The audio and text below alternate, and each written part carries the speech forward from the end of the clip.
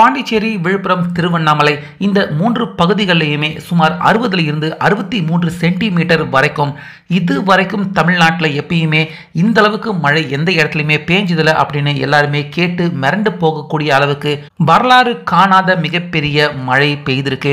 இப்படி இருக்க விழுப்புரம் பகுதியில் இன்னைக்கு திமுகவின் மிக முக்கிய அமைச்சராக இருக்கிற பொன்முடி அவர்கள் அங்கே இருக்கிற மக்கள் எல்லாரையுமே நேரில் பார்த்து அவங்களுக்கு ஆறுதல் தெரிவித்து அவங்களுக்கு நிவாரணம் தரத்துக்காக அவர் போயிருக்காரு.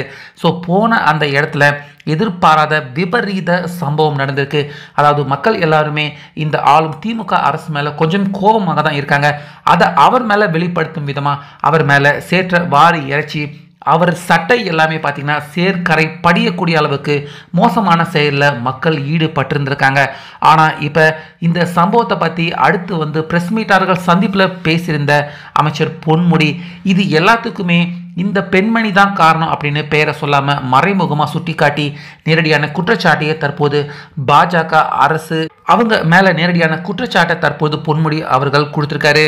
அந்த வகையில் இன்னைக்கு பெரிதாக பாதிக்கப்பட்டிருக்க விழுப்புரம் முக்கிய பகுதிகளில் பொன்முடி அவர்கள் மக்களை சந்திச்சுக்கிட்டு இருக்கிறப்ப திடீர்னு பார்த்தீங்கன்னா ஒரு குறிப்பிட்ட இடத்துல பொன்முடி அவர்கள் கிராஸ் ஆகிறப்ப அந்த பகுதி மக்கள் மட்டும் பார்த்தீங்கன்னா நேரடியாக மிகப்பெரிய அளவில் பொன்முடி அவருக்கு எதிராக கோஷம் என்றதும் அவர் மேலே உச்சக்கட்ட கோபத்தை வெளிப்படுத்தும் விதமாக சேற்றை வாரி இறைக்கிற அந்த மோசமான செயலில் அந்த பகுதி மக்கள் ஈடுபட்டிருந்தாங்க.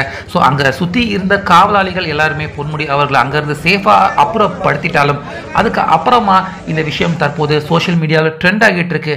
இதை பற்றி அதுக்கு அடுத்ததாக பத்திரிகையாளர்கள் சந்திப்புக்கு வந்திருந்த பொன்முடி அவர்கள் விழுப்புரம் மாவட்டத்துக்கு இதுவரைக்கும் என்னென்ன உதவிகள் செஞ்சுருக்கோம், என்னென்ன முன்னெச்சரிக்கை நடவடிக்கை எடுத்திருக்கோம், இது எல்லாத்த பற்றியும் பட்டியலிட்டு டீட்டெயிலாக சொல்லியிருந்தார். கடைசியாக தான் மேலே சேற்றை வாரி இறைக்கிற இந்த சம்பவத்துக்கும் அவர் பதில் கொடுத்துருக்காரு. அதாவது இந்த சம்பவத்துக்கு பின்னாடி யார் இருக்காங்க அப்படிங்கிறது எனக்கு நல்லாவே தெரியும்.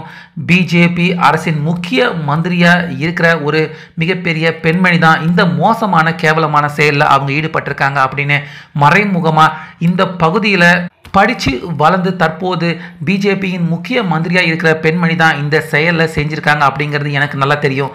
கண்டிப்பாக இந்த செயலுக்கு அவங்க வருந்துவாங்க. ஒரு நாளைக்கு அவங்களுக்கு கண்டிப்பாக நான் திருப்பி கொடுப்பேன் அப்படிங்கிற மாதிரி பொன்முடி பார்த்திங்கன்னா பத்திரிகையாளர்கள் சந்திப்பில் விழுப்புரம் மாவட்டத்துக்கு அவங்க என்னென்ன உதவி செஞ்சுருக்காங்க அப்படிங்கிறத பட்டியலிட்டு அதுக்கப்புறமா தனியாக பத்திரிகையாளர்கள் சந்திப்பில் இந்த விஷயத்தையும் பொன்முடி அவர்கள் சொல்லியிருக்காரு.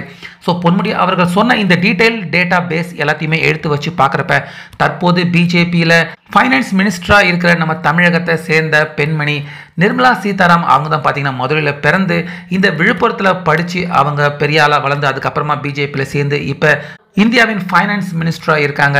ஸோ அவங்கள டைரெக்டாக குறிப்பிடாமல் மறைமுகமாக பொன்முடி அவர்கள் இந்த செயலுக்கு நீங்கள் தான் காரணம் அப்படிங்கிறது எனக்கு தெரியும், கண்டிப்பாக இதுக்கு நீங்கள் வருத்தப்படுவீங்க அப்படிங்கிற மாதிரி பொன்முடி அவர்கள் இந்த பேட்டியை அவர் கொடுத்துருக்காரு.